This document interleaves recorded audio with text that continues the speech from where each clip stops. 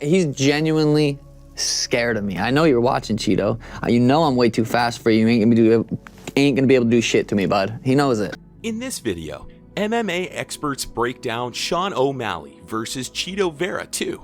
Let's get into the 5 major aspects that will determine the outcome of this fight. Number 5.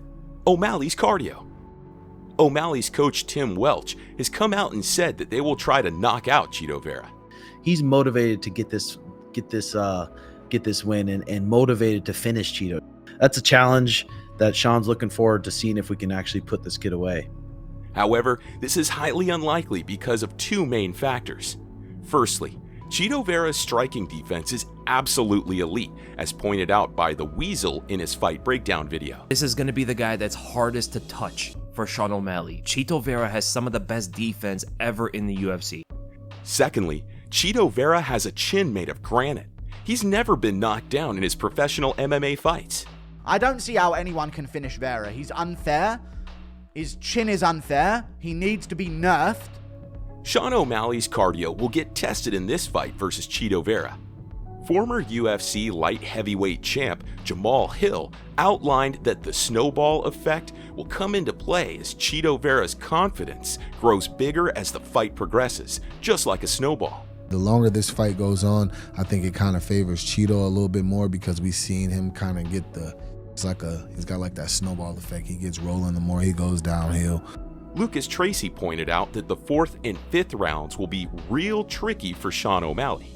Sean don't have a goddamn chance to finish Chito, and he is going to be uncomfortable in the 4th and 5th round. He has never gone 5 rounds with an elite fighter. O'Malley's cardio is a little suspect to me from the Yan fight. The relief for O'Malley fans lies in the fact that Tim Welch has said that they are ready for a 5-round war with Chito Vera. Yeah, like I said, the main focus is we're preparing his body, his legs, his mind, everything for 5 rounds, 25 minutes. He's going to be ready to push for 25 minutes. How his cardio actually holds up in this fight, only time will tell. Number 4. Slow starts from Chito Vera. He has to start faster if he's going to want to have a chance to, or should I say a better chance of beating O'Malley. That's just my personal opinion. If Chito wants to win this fight, he has to increase that output. He's got to walk him down, put the pressure, and honestly take a bit of a Sean Strickland kind of game plan here. There's no denying the fact. Chito Vera waits too long to get started with his offense in fights. You go back and you watch that Sandhagen fight. Like, he didn't start fighting until maybe the last minute of round 5. Like, you wonder where his freaking head is. In a 5-round fight with O'Malley, if Chito does not adjust his strategy, it's highly likely that O'Malley outscores Chito Vera and wins by decision. Aljamain Sterling shed some light on this weakness of Chito Vera during his fight analysis. But he starts too slow where he's giving up 1 or 2 rounds. And that could be the detriment where now O'Malley just needs to win 1 more round and skate to a finish or skate to a decision. And it just depends on Chito and how he shows up. However, Chito Vera did come out and said that he is working on improving this aspect of his game. It's so easy for me to chill, make reads, see the speed, see everything, and then say like, okay, fuck you, I'm coming. But this time I went, you know what? My whole training camp, coach did a great job on, talking me to do that, and we work on a lot of different things, but we really focus on round 1, let's go. Number 3. Sean O'Malley biggest weakness. No, I don't think O'Malley's a super durable guy. Like he breaks his hands in fights. He has broken his leg in fights, I think. From what I hear, he's kind of injured a lot of the time. He's always talking about my rib this, my perennial nerve that. He's just not exactly Mr. Sturdy. You have good defense. You walk that dude down. You kick his freaking legs. He still has that wide leg. You kick his legs, and you just bring the fight to him and grit. This is what Sean O'Malley will do. And look at the clock. I think he could potentially get to O'Malley after taking some big punches himself, but O'Malley maybe not able to take the same kind of damage in return. There is a laundry list of folks that O'Malley will have to prove wrong if he can come out on the right side of this test with Chito Vera. O'Malley's toughness will be checked, especially because Chito Vera is such a great leg kicker. In fact, Chito Vera is a much better kicker than he is a puncher. I'm looking at his fights from the past where he got hit and then he kind of just rolled over.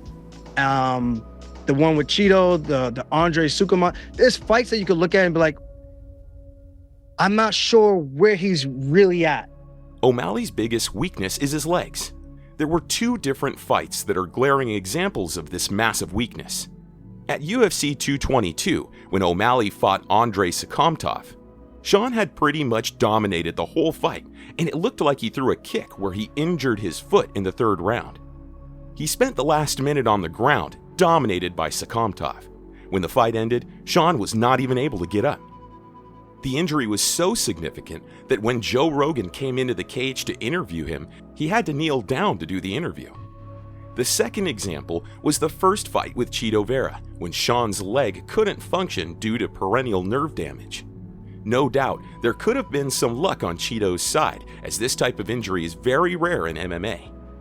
Chito's heavy leg kicking game is a major hurdle for Team O'Malley to figure out. It will be interesting to see how Sean O'Malley defends the leg kicks this time around. Number 2. The Sandhagen Fight. MMA Guru, in his breakdown analysis, pointed out that Sean O'Malley's striking is much better than Sandhagen. And I think it's going to be a very Corey Sandhagen-esque fight without the takedowns, but I do think O'Malley is better on the feet than Sandhagen.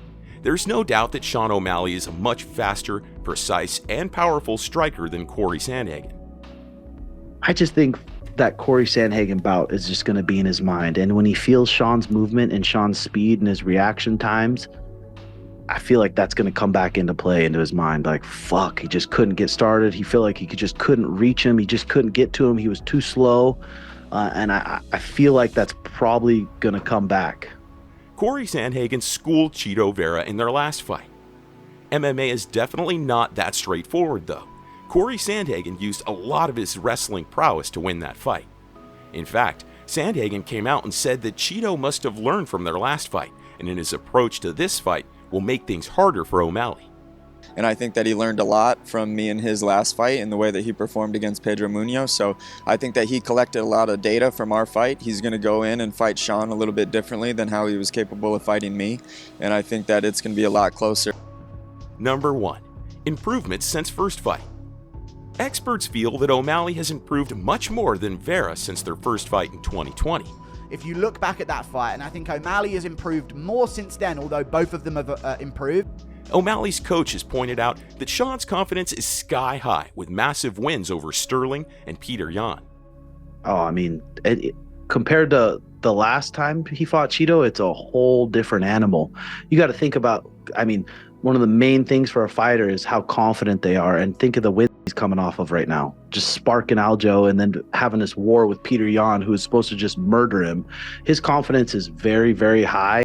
Meanwhile, Chito Vera hasn't had any extraordinary performances. Will the confidence differential, or let's just say momentum, play a big role in determining the winner? The way he showed up against Corey Sandhagen, I mean, he got smoked by Corey Sandhagen, barely got past a little short, I mean, no diss, but Pedro Munoz, who's not very fast and big, he's a little bit older. So I don't think his confidence is super high. The Weasel has pointed out that O'Malley's movement is even better than before. O'Malley switches stances a lot better now. He moves a lot better than before. He does a very good job at resetting in parallel to confuse the opponent, make them question their technique. An important determinant for this fight is, will the massive improvement in the skill level and confidence of Sean O'Malley outweigh the durability, unfair chin, and just the overall toughness of Chito Vera? There's no denying that there is no quit in Chito Vera. He's really good at throw right after you throw. That's his best thing, in my opinion. Strong kicks, really big. But I mean, a guy like that, you just gotta fucking drown him. You gotta be on his face and let him know that you don't give a fuck. Revenge matches are always fun to watch, and this one is no different. Hope you enjoyed this video. It does take a long time to put these videos together. A like and a share goes a long way in motivating us to keep bringing quality content for you all. Thanks for watching.